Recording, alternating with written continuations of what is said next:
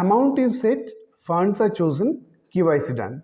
So let's start the investment through SIPs. Oh, one important thing is missing or remaining, that is setting the SIP dates. Often this stage becomes the stumbling block for initiating investment through SIPs for many of us. It is because we are not sure whether dates will have substantial impact on SIP returns. And for a rational investor, always it remains an endeavor to maximize returns on investment done. Hence, an important and pertinent question: does dates have substantial impact on SIP returns? Can variation in date result in sizable return differentials? In today's video, we will try to answer these questions. Often it becomes an effort for us to correlate the SIP dates with cash or income generated. That means many of us prefer to choose dates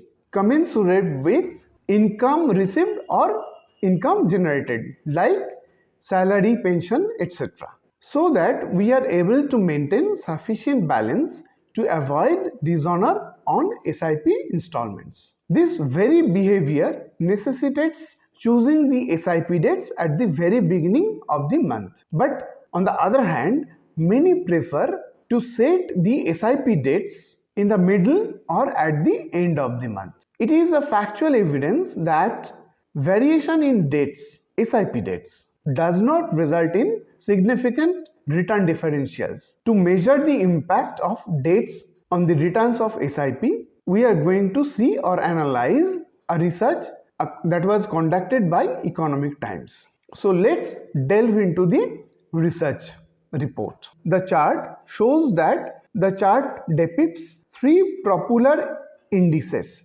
like Nifty 50 Total Return Index, that is a replica or representative of large cap stocks; Nifty Mid Cap 150 Total Return Index, that is a replica or representative of mid cap stocks; and last but not the least, Nifty Small Cap 250 Total Return Index, that is the representative of small cap stocks. It is important and noteworthy to mention that to abide by the rules and regulations set by SEBI, we refrain from choosing any particular schemes falling in the large cap category or mid cap category or small cap category, because SEBI does not allow us to analyze the returns or the performance of a particular scheme. Also, we have chosen three different indices instead of choosing a particular scheme or of a mutual fund, because we have to avoid selection bias to maintain the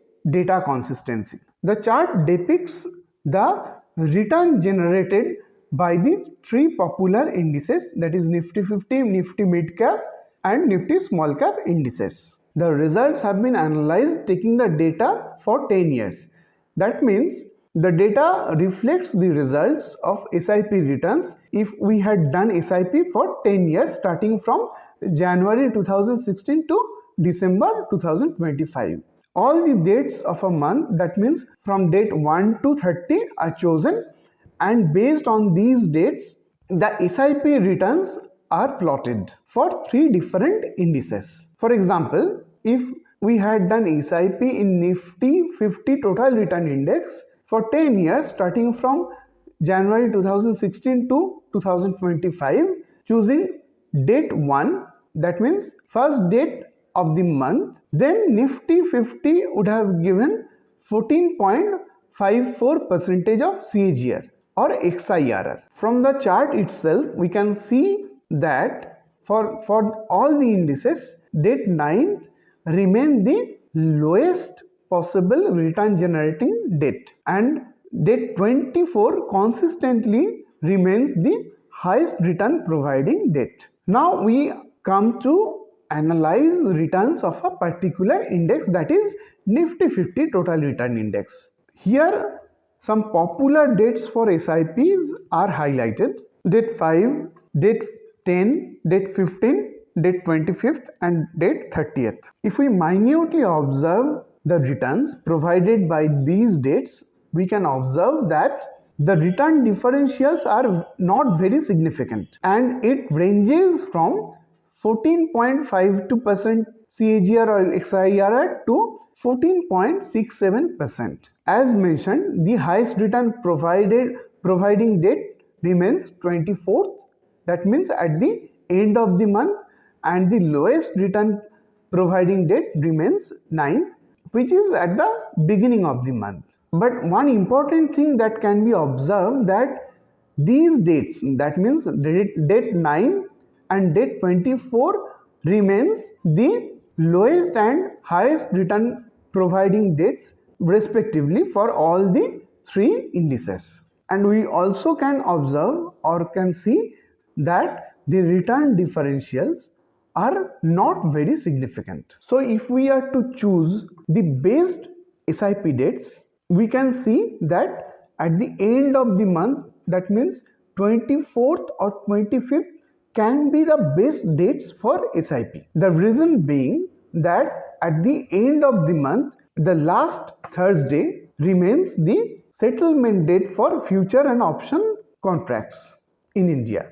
At that point in time, the market remains very volatile, and often it has been seen that at that point in time, that means 24th, 25th, the NAV of the schemes of mutual funds remains low. So that we are able to, so setting SIP dates on these particular dates, particularly 24th and 25th, we can get greater number of units that fetches slightly better returns compared to other dates. But then again, as we have observed that return differentials are not very significant, it is advisable for the investors to choose SIP dates as per their convenience, so that the SIP installments does not get dishonored. So the best way out is to set the SIP dates as per convenience of the investors, but it is also advisable that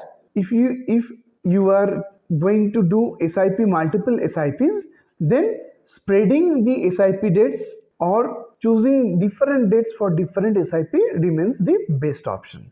So friends, if you like the video and find it helpful for you, please like the video and subscribe to my channel. Thank you.